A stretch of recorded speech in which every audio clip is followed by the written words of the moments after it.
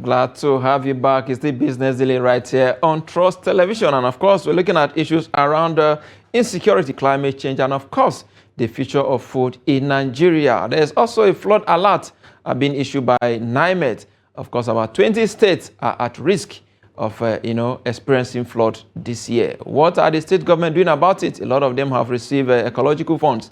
Are they spending it wisely? But before we go into that conversation, let's take this report from Niger State. Of course, it spoke to the flood that we had in Mokwa recently, where over hundreds of people were killed and, of course, thousands displaced. The Minister of Water Resources did spoke about that. Of course, he did express deep concern about that. And, of course, mechanisms have been put in place to so that that kind of occurrence will not happen again. Let's take that report. The minister commended the immediate response efforts of the Niger State government, local authorities and first responders who have been working to provide relief and support to the victims. He stated that technical personnel from the ministry, Nigeria Hydrological Services Agency, Upper Niger River Basin Development Authority, and National Water Resources Institute are currently on ground in Mokwa assessing the situation to produce a detailed report. This opportunity to re-echo the key warnings and recommendations from the 2025 annual flood outlook.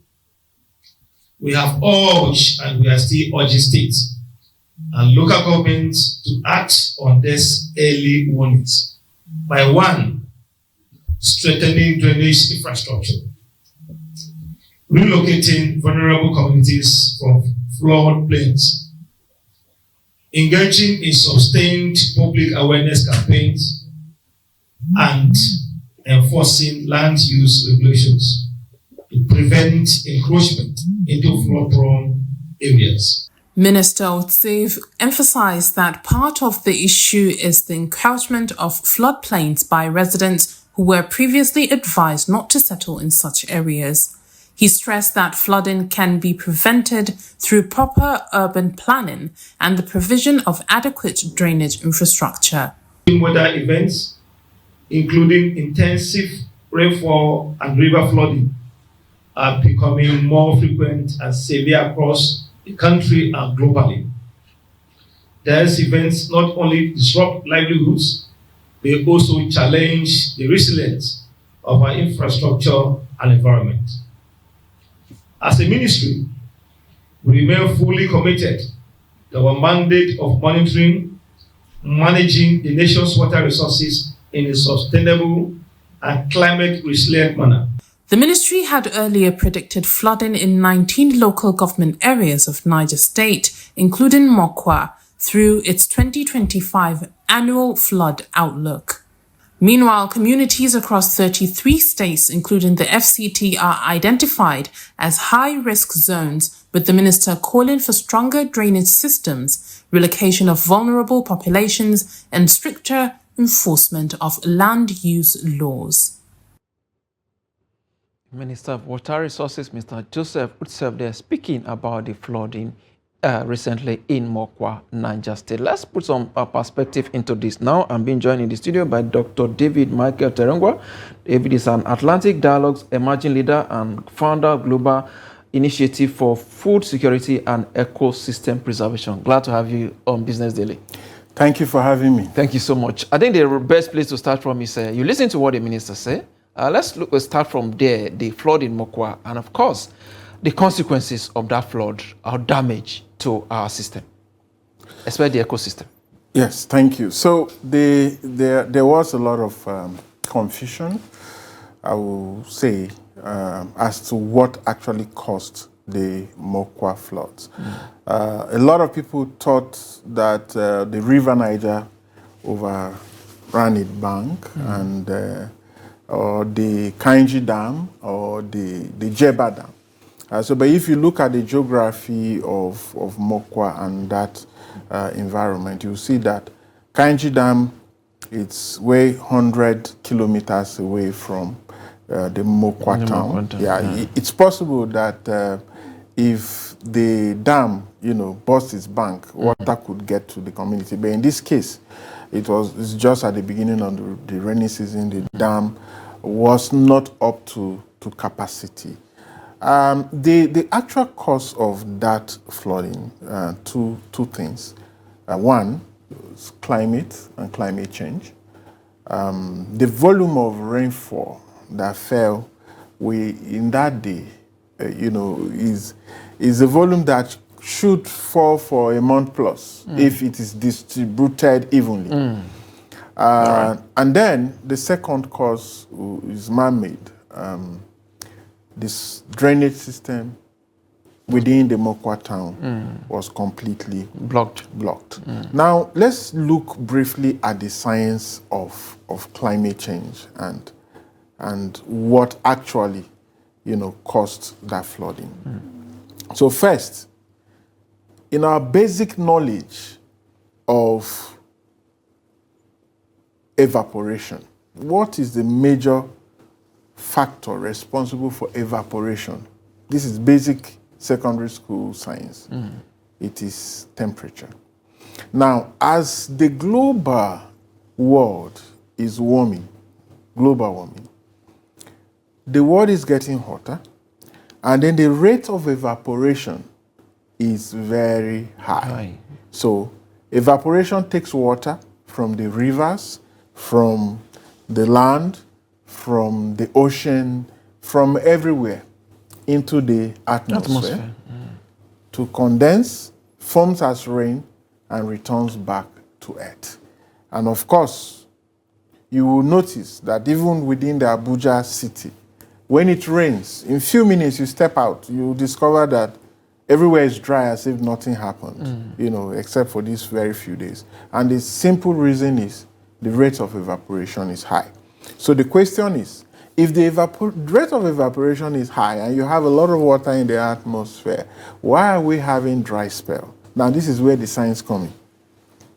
Because of heating, the rates at which cooling, which is the last stage before rain falls, is very slow. So the atmosphere has the capacity to hold more water for longer, right? So it's like holding up to 1,000 swimming pools up into the atmosphere. And then if it drops, what happens? Heavy downpour. And that results in flash floods. It's a similar thing that happened in Texas. Recently. Just a few days ago. Yes, on the 4th of January. It's very, very similar. San Antonio, which is a town in central Texas, is known for some flooding because of the Guadalupe River. Absolutely. Yeah, but this time, if you look at the volume of rain, in fact, it's reported that 12 inches of rainfall fell within the short period, spread over a large span of land. And what do you expect? Flooding. And that's what resulted to flood. Now, just today, we're reading about what happened in Kaba, in Kogi State. Over 500 homes submerged, including the home of the traditional ruler, and all. In Onde State, it is the same. Now, all of these are happening even before the Lagdo Dam in Cameroon released their water. Of course, there was that rumor that they have released their water. Fact-checked, it is not true. The ministry has come up to debunk the rumor, and we've also done some investigations and discovered that no, that has not been done yet. That has not been done. But it's interesting to understand the perspective, of the release of water from Lagdo Dam, and then we will now talk about preparedness by those states mentioned. Now,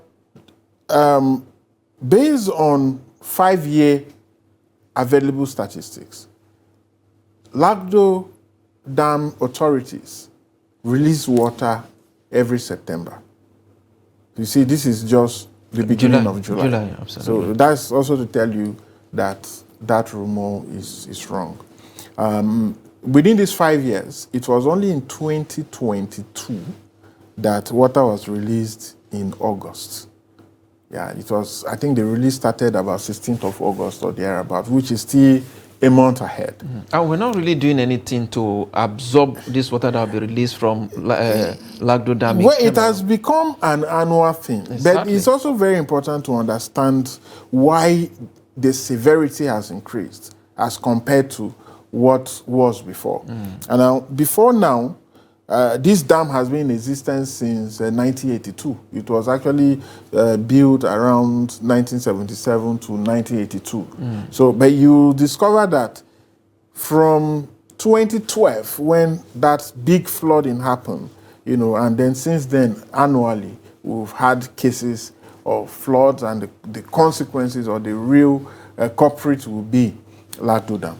Now, that dam was designed to hold 7.7 billion cubic meters of water. That is huge. That is very huge. Now, right now, because the dam is silted up and is already deteriorated, the dam only has the capacity to hold 1.6 billion cubic meters of water. Now, here's the danger. If you do the mathematics, you will see that nearly 5 million cubic meters of water plus goes somewhere. So where does it go? It flows into the river Niger, into the river Benue, and then gets into the river Niger. And that's why we keep having these recurrent floods anytime, you know, the dam releases its water. But it is not only that, it's also the fact that our own river has been constrained.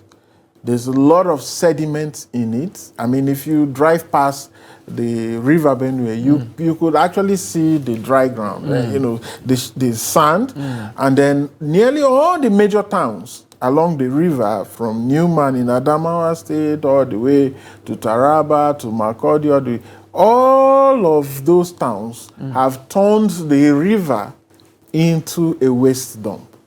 And so, when you do a little experiment, for example, you bring a bucket of water, right? And you put water in.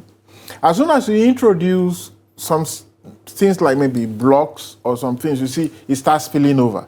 So, because you have reduced the holding capacity of that water. And that's what's exactly happening with the river. So, once one addition of water from the Lagdo Dam or heavy downpour then begins to spill and then take over communities and towns. And we have not done anything to build at least a dam from that 1982 that you mentioned till now, which is over 40 years, to build a dam that can actually absorb this water coming from Cameroon. Well, it's really sad that we don't seem to take opportunity of a problem. You know, some problems, you know, present very good opportunities. Absolutely. So, for example, the water we are talking about, it is fresh water. Some countries are looking for fresh water. For them to have water, they must desalinate because their water is salty. This is fresh water that can be used for agriculture 100%, that can be used for fishing, that can be used for tourism, and can also be used for irrigation and electricity generation that the country is suffering from. Absolutely. So it's just the lack of political will. And I describe this, that a lot of the political class or government at this time, they look at what is called legacy project. And for them, the legacy project should not be more than 1 year or 2 years, so they can commission and celebrate that. Look at what we've done. Now, if you are building a dam, this is a national project that will benefit everyone. It could it can go beyond your administration, but the benefit, you know, remains for generations to come. Absolutely. And so there must be this political will to ensure that we start this dam. It's long overdue. It is actually long overdue. So as a matter of fact, with climate change, this flooding will not stop except we take very serious steps. The immediate one will be desilting the river Benue, removing all the silt and all the dirt and all of those wastes, all along. The government of late President Yaradua commenced, the dredging of the river, and of the river Niger. Yes, I saw some activities around the Lokoja axis, and that ended. So we need to look at that, but again, the quick fix, which may not be, in quotes, is do a permanent solution. Hold back that water in form of a dam. Use it for irrigation. Use it for fishing. Use it for tourism. Use it for electricity generation. And it's a perfect fix. Absolutely. But who should do all of these things? We understand there's an ecological fund. As at 2024 or thereabout, about 620 billion of that fund were released to states.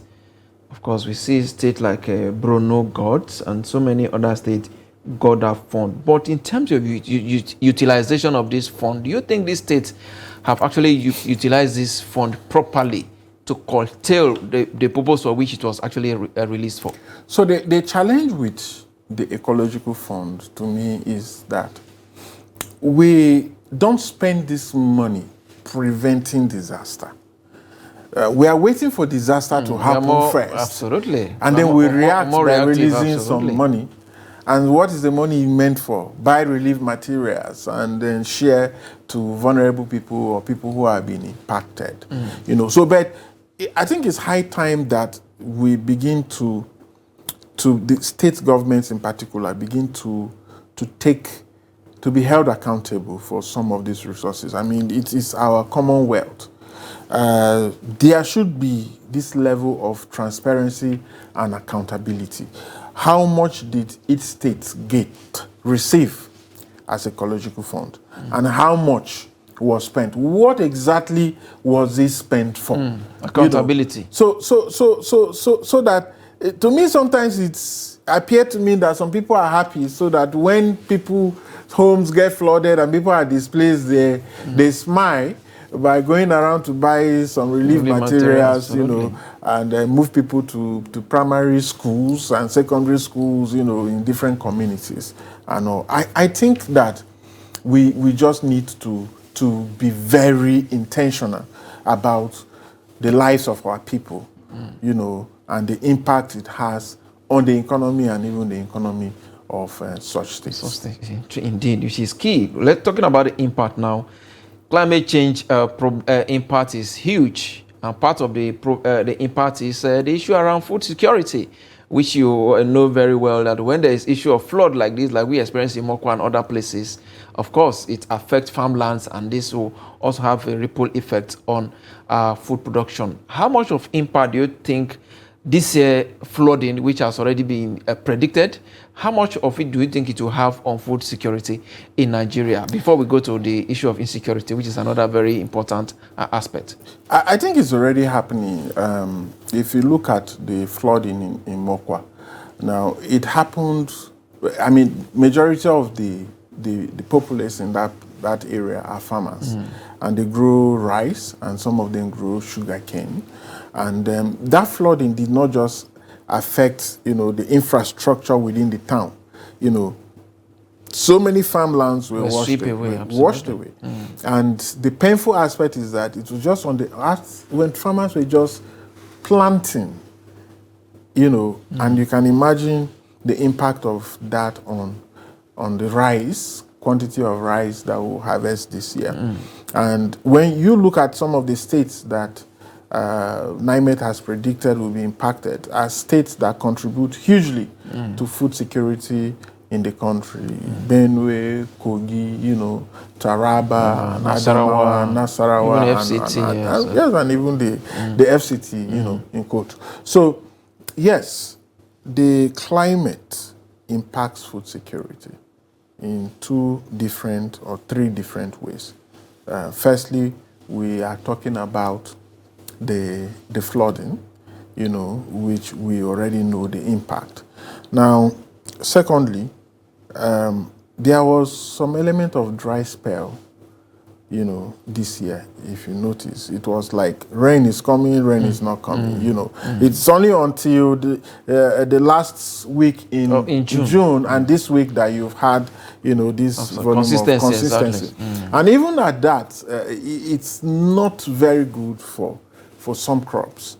You know, it is not all crops that require the volume of water. But what could cause that from the scientific point of view now? Yeah.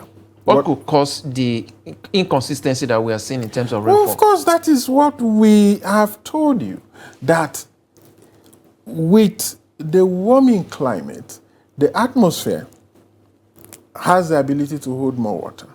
And then when it holds more water and it prolongs over a week, over 2 weeks, you know, you experience a dry spell. In some cases, it can even be months, and then everything begin to come at the same time. Absolutely. And then usually we have, in the past, what we call August break. We should be looking forward, you know, to that. But then, if you look at the predictions this year also, you will see that up north, you know, the rainfall usually should go up to the end of September.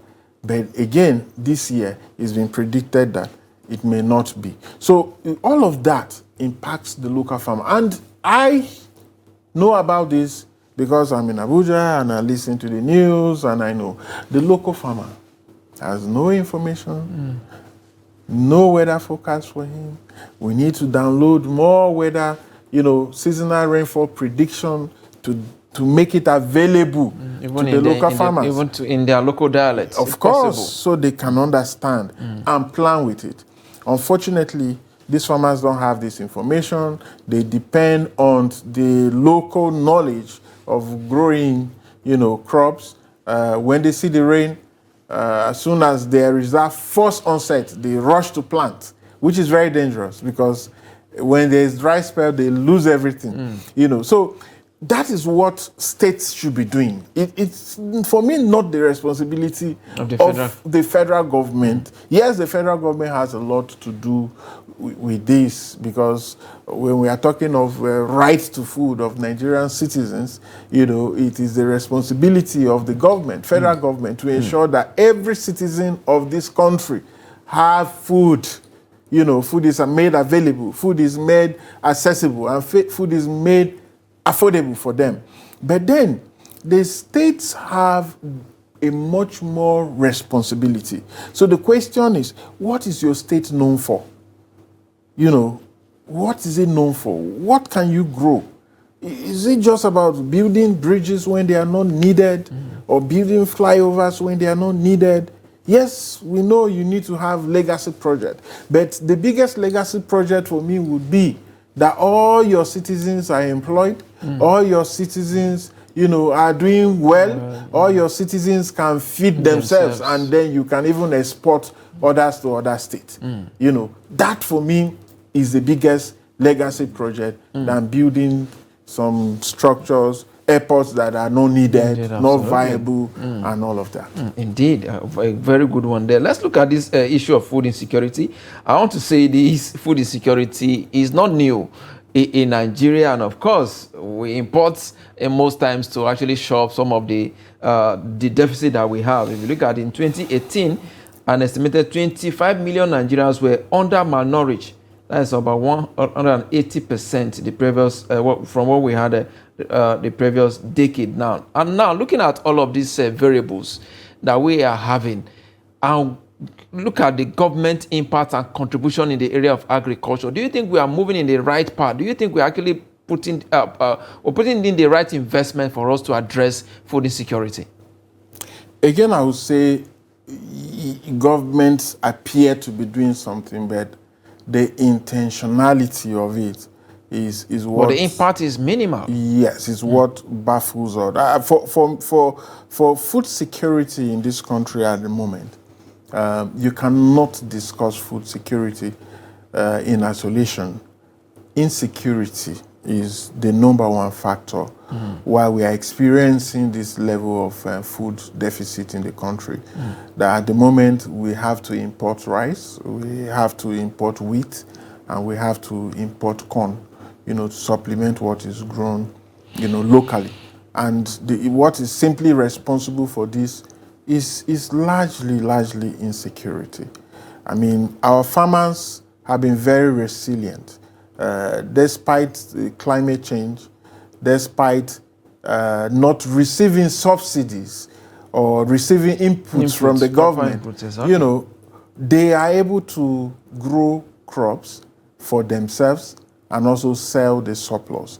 But with this high level of insecurity, there are a lot, especially crop farmers, are not able to grow food, in their ancestral homes or in the hinterland. Then you have this big issue of food shortage. As a matter of fact, it is a national security issue that should be taken very, very, very seriously. Because farmers are now left to leave the rural areas, stay in internally displaced persons camps, like the case of Benue. You have the same case in the northwest and also in the northeast. I mean, these are places where food is grown. In the north central, you can say that maybe Kogi State is a state that is experiencing some level of peace, But when you look at Niger, I mean, 12 soldiers were killed just 2 weeks or a week ago. In Benue, in Taraba, in Plateau, it's the same story. So all of this impacts on food security heavily, even before you talk of climate and climate change. Absolutely. And now the sad part is that who are these people who are left to feel the brunt? They are the smallholder farmers. The smallholder farmers are actually the ones that feed us. They grow everything naturally, the food that feed us, and then when they are not able to grow, you are now left to be dependent on commercial farmers. And the commercial farmers have a goal: profit. They don't care whether people eat or not. No, it's profit. If it is too cheap for them to sell in Nigeria, they export. They don't care. The neighboring countries. They don't care. And that brings me to one effort of the government that I'm still looking at to see the real impact. That is the purchase of the 2,000 tractors. Yes. Now, as commendable as it may be, the question I was just asking myself is, how would this be deployed? It's for who, actually? It's for who? Now, if you do a quick maths, 774 local governments, and on the average, some local governments will get 2. If you can share the tractor into 2, you say 2.5. Exactly. Yes. That is if the distribution is even less. Of course. But you have some local governments that are much bigger than others. And then you begin to ask, if 2 local governments have 1 or 3 tractors, what can that really do? So for some me, local government have as much as 100 communities. Of course. For me, it should be the responsibility of states and not the federal government. Yes, the federal government can support, So we just need to get beyond just buying and distributing equipment. Inputs okay. Every year as we do it. We farmers need to be resilient. Like, farming is a business. And I know a lot of farmers have benefited. And that's one of the applause I would give to the former President Buhari, who insisted on zero importation. That actually empowered so many farmers. A lot of people went into farming. Although one of the challenges of why food is also expensive and all this artificial scarcity that we have in the country is because of some very dangerous set of human beings we call the holders. The middlemen. Those middlemen, those holders. As soon as grains are ready, they buy off everything and stop. Create artificial scarcity, and then when it becomes expensive, they bring it out and begin to say, and everybody going to cry, oh, food is expensive, because nobody is checking it. It is the responsibility of government to control prices. It happens in every country of the world. In the northern hemisphere, food is cheap there. Why is it cheap? Because government gives loans to farmers, zero or single-digit loans, backed by insurance. How many farmers in Nigeria have any form of insurance? Now we have climate insurance because you cannot predict what will happen in the weather. Look at what happened in Texas, for example. You will look at, okay, this country is not vulnerable to the impact of climate change. They have the capacity, to build resilience. But you look at what happened. But I can tell you that farmers within that region, I'm sure, enjoy some form of insurance. They will be able to rebuild. But our own small local farmers, they are left to lick their wounds. And I always use this story of my friend from KB State, Musa, who borrowed some money, to grow rice. And then the 2012 floods came, and he lost the entire farm. And Musa ran away. So we were working on a project, an activity, supporting smallholder farmers. And that's how I knew this very strong young man. Had 4 wives, 12 children, and then he borrowed this money, invested, and then everything went. He had nothing to fall back to. And he ran away practically. The story of Musa is the story of many smallholder farmers in this country. Some of them take money from small cooperatives, Asusu, some of these small microfinance banks. So they have nowhere to fall back to. And these are the people that they need the real support. Genuine support, and not just political support. Indeed, they need genuine support. And of course, not really just political support like you did said. Let's talk about, there was a story that one of our correspondents did from Taraba State last week or this week, if I can remember. He said farmers in Taraba State are now shifting from grain farming to cash crops. What future does that portend for food security? Because they are not making money in grain farming. Now they are moving to cash crop, and cash crops take a longer time to produce. What is the impact would that have in a long term on food security? So this is simply what we call adaptation. It's climate adaptation. The people are just trying to adapt to the situation they have at hand. And if I have the opportunity to meet them, what I will encourage them to do is go into what we call agro-array farming.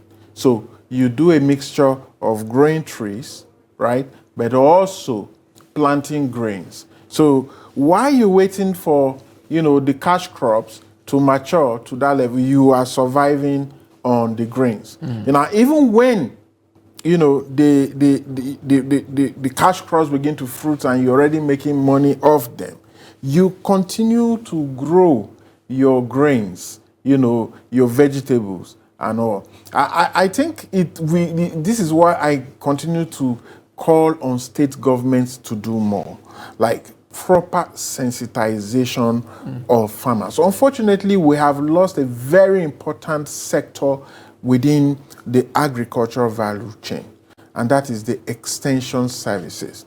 The extension agents are very crucial. Today, go to universities and ask how many students are studying extension. You will hardly have. Even the ones that are there will tell you this is not what they wanted to study. They were just giving the course. But these people are very important. So the states need to wake up to their responsibilities and support the farmers within their domain.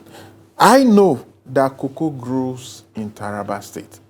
Ordinarily, everyone believes cocoa grows in the south west, in Cross River, in Ondo, in Dori, and so many other and all. places. But cocoa grows in Taraba. You know, palm grows in Taraba. Taraba is so rich a state. I'm not from there, but understanding the geography of Nigeria, you will know all of this. You know, so if the farmers are adapting to climate change and saying, no, we would leave grains and go to crops. Now, we need to also investigate to know, probably the grains is because the cattle will come in and eat them. we don't know, because we know the issues around that area. Absolutely. With farmer header and all of those issues. You know, so yes, it's a good thing.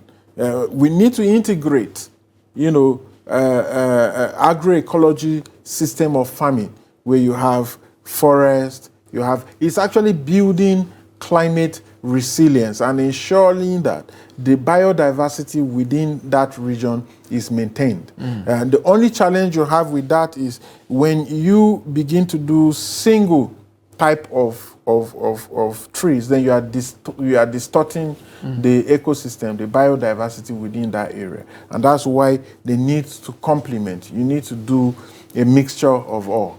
So it's actually a good thing. It is not bad.